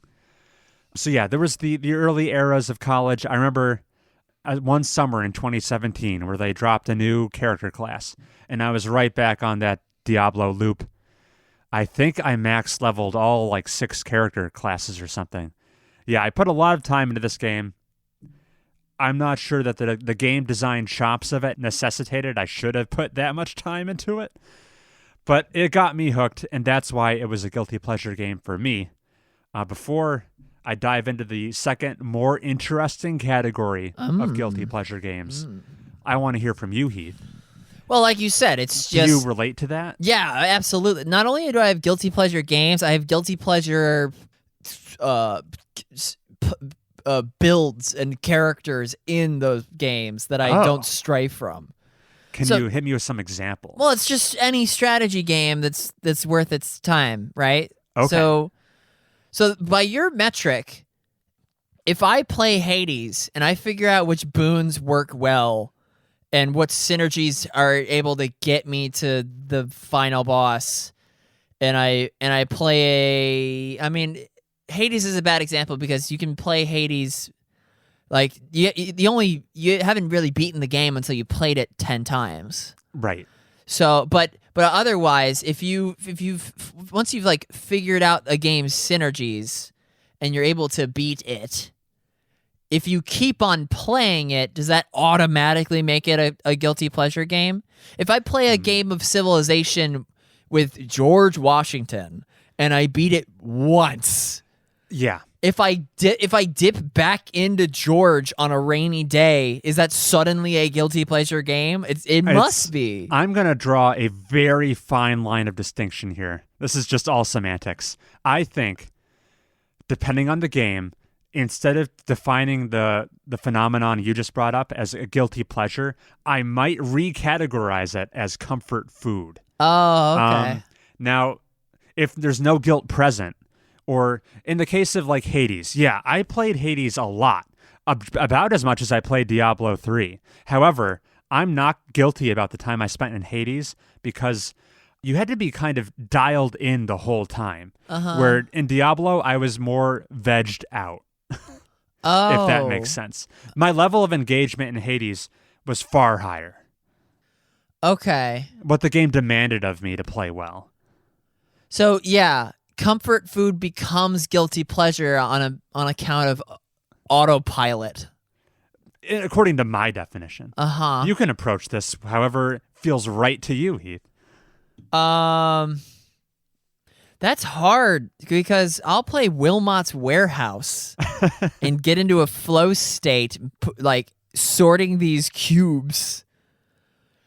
I mean, maybe for stretches I will veg out and like, because you know how Wilmot's Warehouse, there'll be a portion it's the bulk of it is timed, but there'll be a part where the timer stops. You're able to, it ships you a crap ton of inventory, and then you're welcome to buy upgrades, and it's like the Oasis bonfire. You relative safety. You can like reassess and some breathing room before you hit that button and it starts back up again. So maybe that gets vegetative, but otherwise I am dialed in with these strategy games. Like I'm not playing Frostpunk on hard mode hedonistically.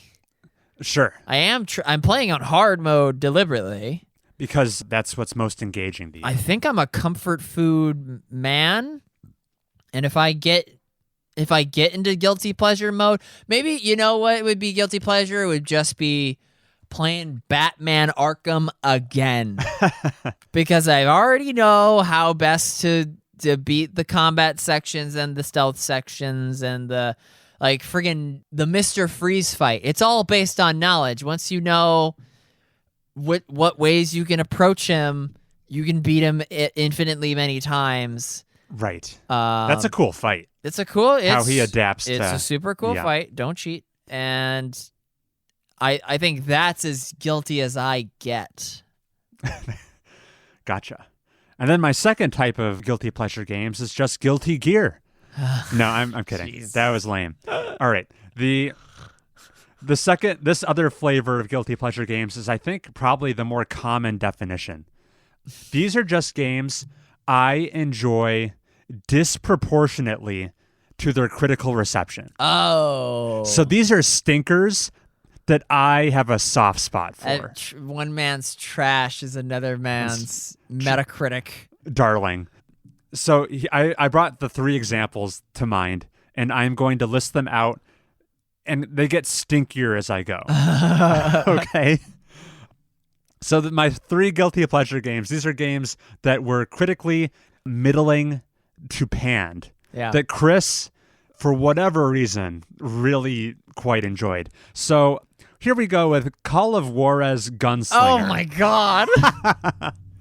Call of Juarez Gunslinger. This was like an Xbox 360 era It was downloadable title. alphabetically always next to Call of Duty. That was how everyone got exposed to it. Yes. It's a first-person shooter. I don't think it got a physical release, I'm pretty sure. No, it did. I saw it in GameStop. Oh, really? Yeah. All right.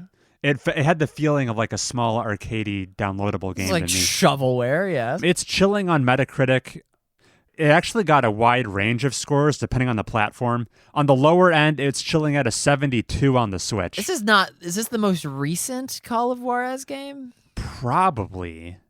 It came out in 2013, so it's not new or There's anything. plenty of Call of Juarez games. On the better end, it has a 79 actually on the PC, which is where I played it. It was cool. It's like a Western level-based shooter, super linear, quirky story. It actually has an unreliable narrator component to it because I think you're recounting your adventures at this saloon. So then at some point the narrator will be like, hey, that didn't actually happen that way. And the level will reconfigure itself on the fly to adapt to the parameters of what was the story is being told, which is just a fun, quirky gimmick. Oh, yeah. And it has a cool slow-mo mode where Deadeye. it's basically first-person Deadeye. And it was super satisfying. Oh, yeah. It's got decent weapon variety.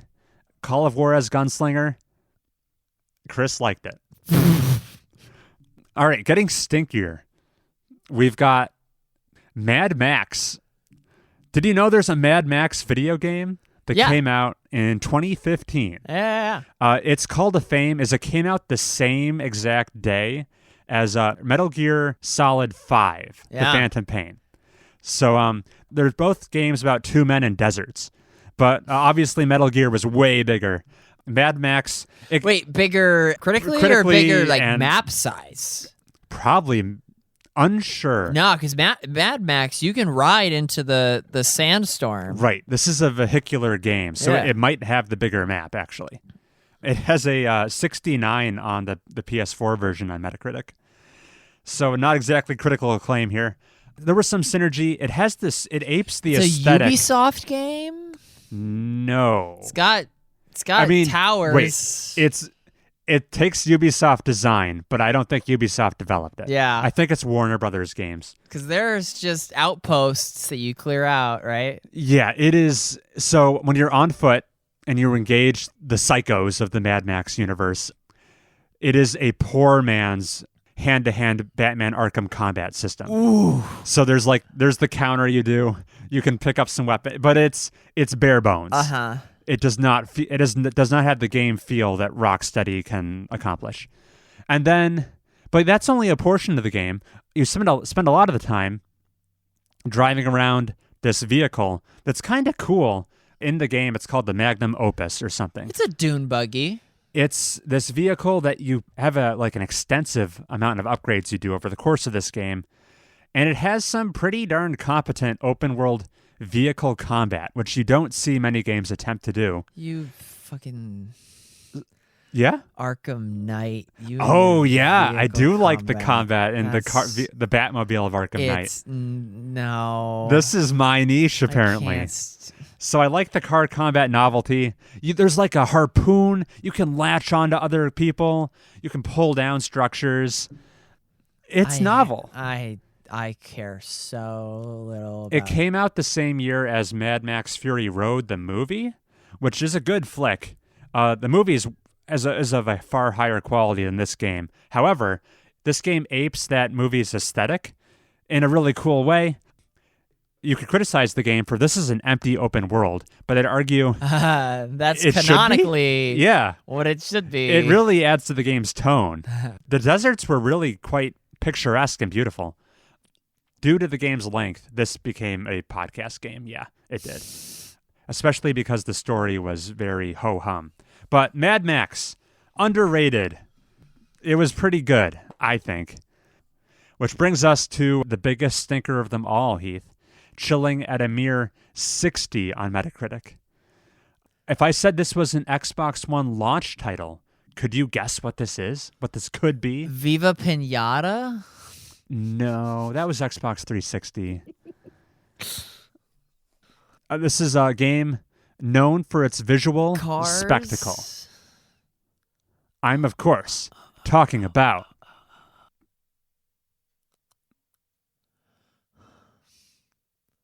historical game? Rise, Son of Rome. With a Y? Yeah, this is a game that got basically 6 out of 10s across the board, and I enjoyed it at like an 8 out of 10 level. Oh my god. So you follow this Assassin's Creed Odyssey before it. This Roman legionnaire, I think his name is Marius. He's like contending with these incursions into Rome from all the barbarian tribes. I don't know, the Visigoths or whatever. Yeah. Developed by Crytek, the people who do Crysis. So it's gorgeous to look at.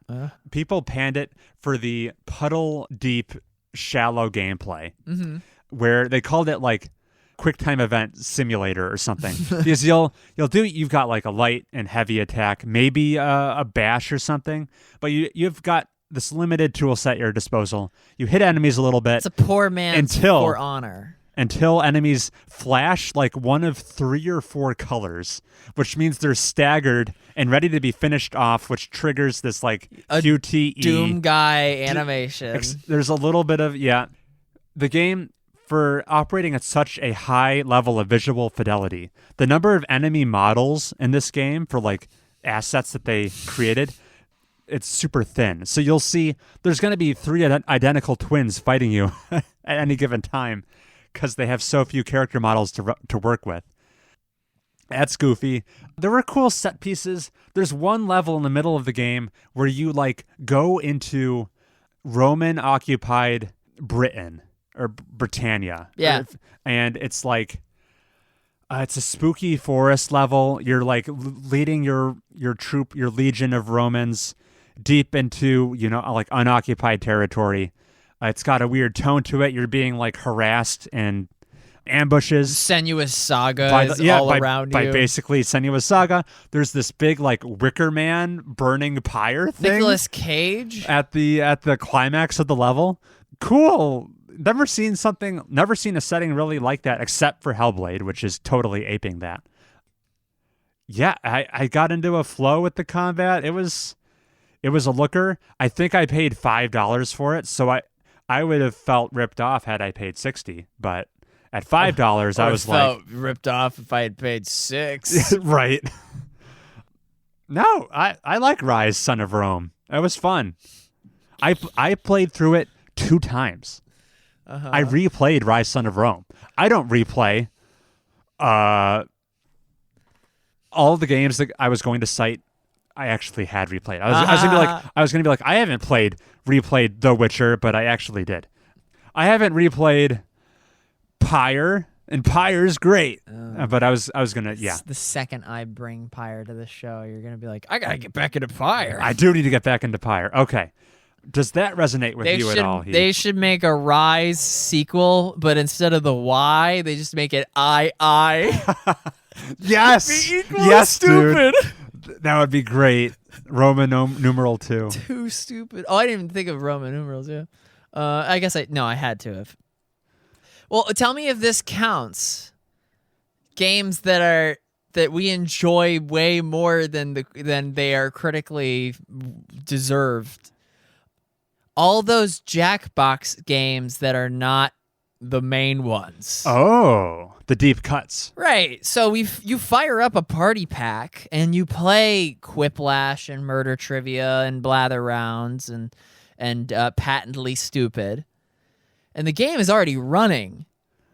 So yeah, I mean, as opposed to like going like resuming chit chat amongst our relatives. and like as opposed to what, like turning on the football game? Ew! I would play Madverse City, the rapping one. That one's kind of fun. Joke Boat, the joke writing one. I'm not sure I played that one. Though, if you look them up on Metacritic, these will be in like the 40s. Ooh, because they're one note kind of prompt. They've got one trick up their sleeve. Now, I'm not talking about some of the the trash ones. Let's actually look to this. Sorry, Herat. Jackbox games tier list. Like the trash ones. Where's my ooh, is that all of them? Oh, these are user created. Like, I'm not talking about the ones that are not even a game, like Bidiots. I don't even know how Bidiots works. It falls right next to estates. I don't know how things have value. Oh man! But some of these bad ones, like I guess Monster Seeking Monster is really good, but this is high. Word Spud catches my eye. I have never played Word Spud. And there's one that's just a book with the letter D on it. That's Dictionarium. Dictionarium, okay. But even some of these bad ones, like Drawful, that I would never be able to get you to play. But I think that it's as long as we got the game running, we might as well. Like they're not, the critics aren't thinking of opportunity cost at Thanksgiving dinner. Right. Where like the other option is like coloring. Yeah, that's not an opportunity cost at that point. It's like opportunity discount. Yeah. Looking at this tier list, I think it's Survive the Internet is way too high. What is that doing up there? I think it's quite questionable to put TKO in the S tier. That's another drawing one. It's like Patently Stupid. But I like Patently Stupid because Okay. you got to like pitch it. Yeah. No, that's a good call.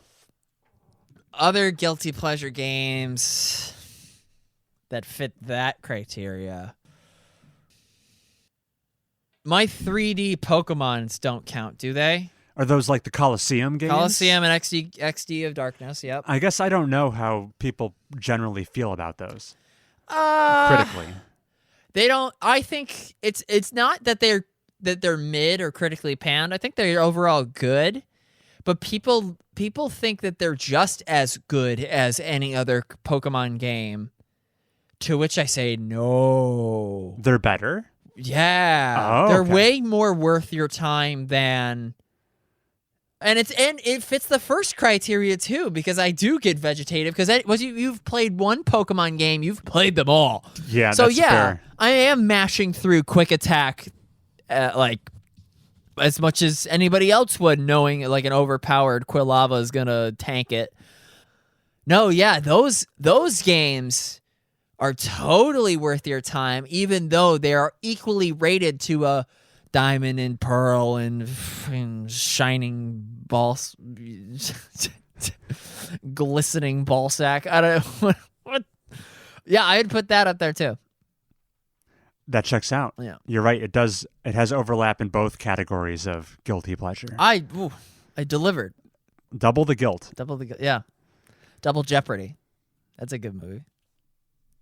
Is there anything else you want to discuss before we close out the guilty talk? So what's the guiltiest game of them all?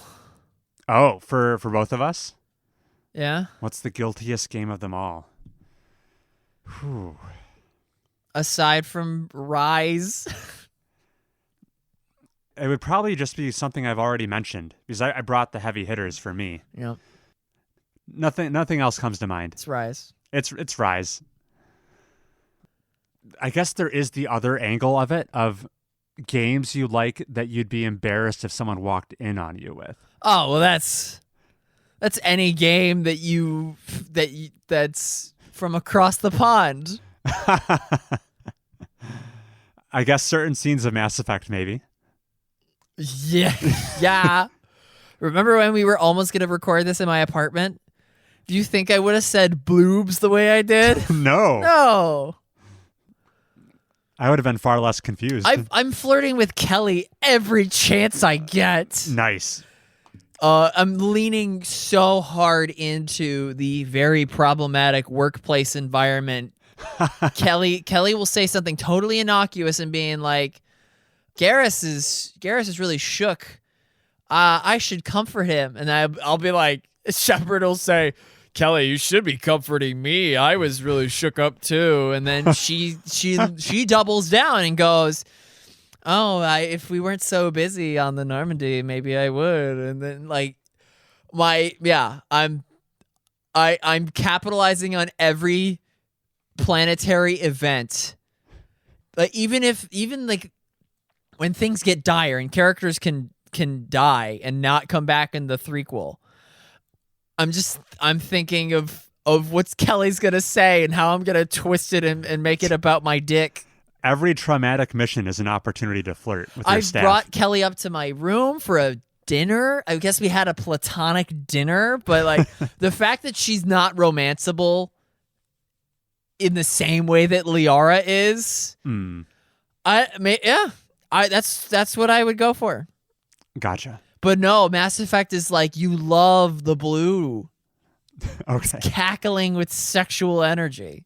You think the devs at BioWare they're pushing the Liara agenda? The teaser for the remake is her on a planet. Right. Yes. And you can hear the E3 crowd, rest in peace, go, woo!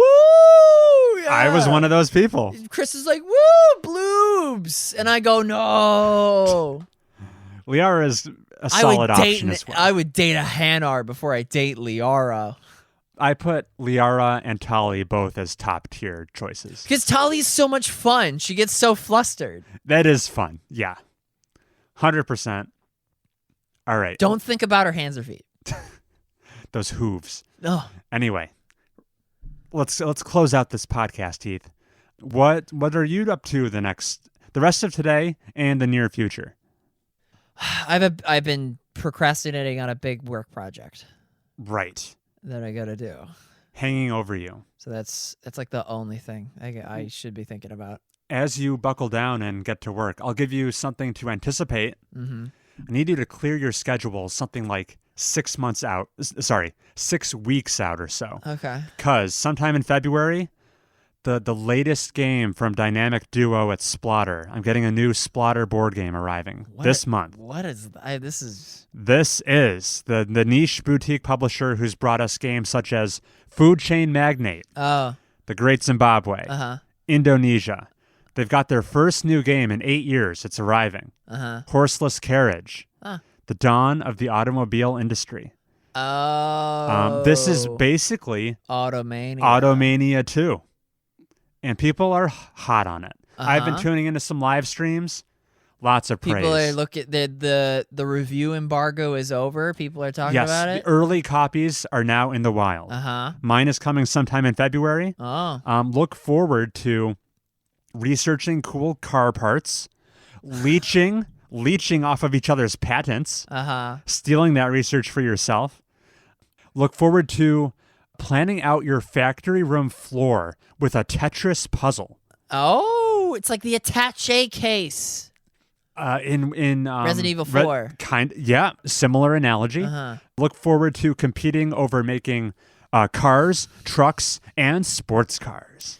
Do you think my patchwork godlike abilities are going to be able to carry my lack of auction prowess. Apparently, the Floor Factory planning spatial puzzle is like the most mentally taxing part of the game, from what I've heard. So you're going to be playing to your strengths. Oh, there's a cool dynamic in the turn order where there's kind of like two people going first. Instead of a turn order, there's a turn spectrum in this game. So you want to be on one of the ends of the spectrum. You're either going to be really proficient in your engineering or your sales capacity. And the person who's great at engineering sucks at their sales. And the person who's great at sales sucks at engineering. And then everyone else is somewhere in the middle. So it's cool. There's like merits to being in every different position in the turn order, which seems fun to me. What's the optimal number of players? I think probably 4. Yeah, we're gonna try it for 4. Okay. It plays 3 to 5, so I guess the middle point's probably the sweet spot. Yeah. What are they waiting at relative to Food Chain? Early, I think the scores are still settling, but let me tell you the weight score. We'll look it up live. Everyone who knows the modern board gaming hobby knows, of course, the complexity of board games are measured on a 5-point scale, obviously. So, tic-tac-toe is a weight of 1. Let's see. Yeah, the lowest you could be is 1. The highest you could be is 5. Tic-tac-toe. Come on. It's 0.9. Tic-tac-toe has a weight of, wow, higher than I thought, 1.29. Huh. Okay. So it's not as rock bottom as I thought it would be. Food Chain Magnate, their Splatter's most recent 3.3 release, it's going to be higher than that. This is a pretty complex game. Chilling at a 4.21. Okay. And then Horseless Carriage, let's see how it compares to 4.21. Early reviews. I'm going to guess it's slightly south of that. Yeah, me too. Yep, 4.11. Ever so slightly easier. All right. So we'll be fine, I'm sure. Do the Daddy's Got Game just play all 4 of Splatter's games in one day? So actually, to be the Splatter's suzerain? You say 4. There's the Splatter Big 5 actually. Okay. Of which I only own 3 of the Big 5. And now with Horseless Carriage coming out, there might be a Big 6 now. Actually, there's 2 camps. Some people say there's already a Big 6 if you count Bus. So, I do count Bus. All right. So then Horseless Carriage would make it the Big 7. Whew. And just so you asked, at that one convention I went to, there was a contingent of people who said they dedicated one of the 4 days. They called it Splatter Day. Yeah. And they tried to play the Big 6. And then their brains melted. Yeah. They had to jump in an ice bath afterwards to cool down. Yeah. Cool. That's the nerdy board game stuff I have coming up. Look forward to deciding whether your car needs brakes or not. That's the thing. That's exciting. I like that. Please, everybody, write in to tell us how much weight your favorite game is. Yes. At mobiustubespodcast@gmail.com. That's mobiustubespodcast@gmail.com. Our email address. We read any and all inquiries you send us. So don't be shy. Yep. That's going to do it for us. I will catch you on the next episode, Heath. Thanks, Chris. See ya.